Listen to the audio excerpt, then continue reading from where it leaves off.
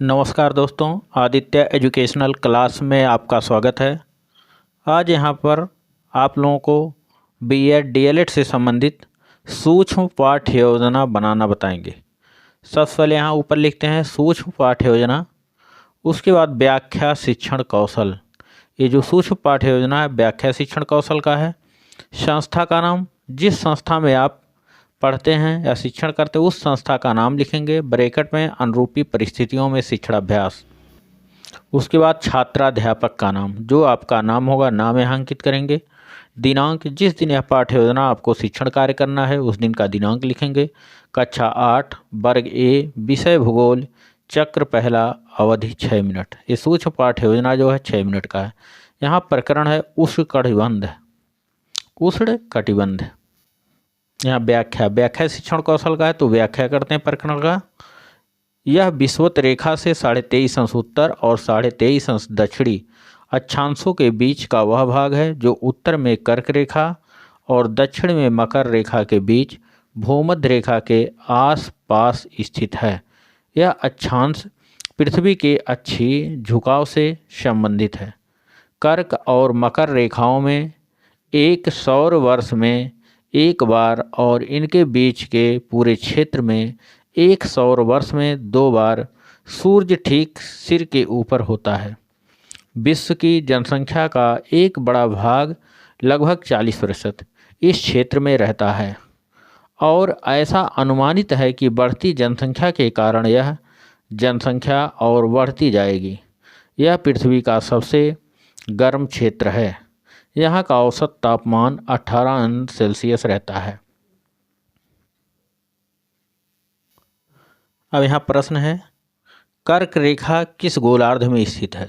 दूसरा, मकर रेखा किस गोलार्ध में स्थित है?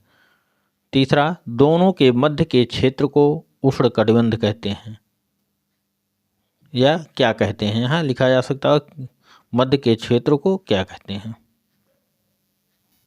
उसके बाद व्याख्या शिक्षण कौशल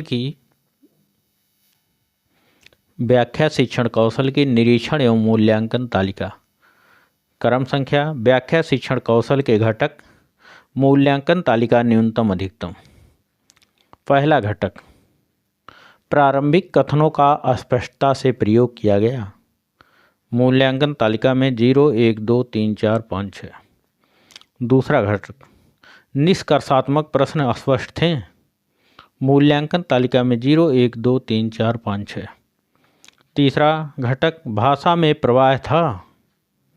मूल्यांकन तालिका में 0, 1, 2, 3, 4, 5, 6। चौथा घटक, उपयुक्त शब्दों का प्रयोग किया गया।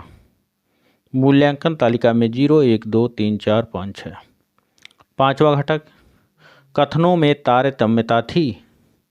मूल्यांकन तालिका में 0, 1, 2, 3, 4, 5, 6।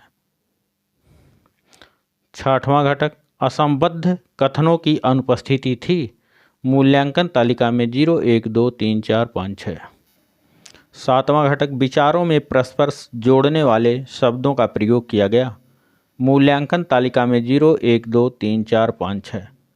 आठवां घटक, छात्रों के बोध हेतु बीच बीच में प्रश्न किए गए। मूल्यांकन तालिका में 0, 1, 2, 3, 4, 5, 6। उसके बाद आलोचना या सुझाव।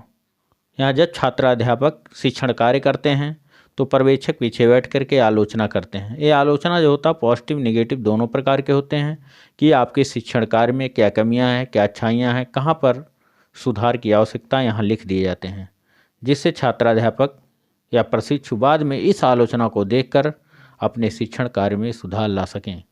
Thank you class. दोस्तों, ये वीडियो आपको अच्छा लगे तो इसको लाइक कीजिएगा, सब्सक्राइब कीजिएगा, अपने दोस्तों में शेयर अवश्य कीजिएगा। धन्यवाद।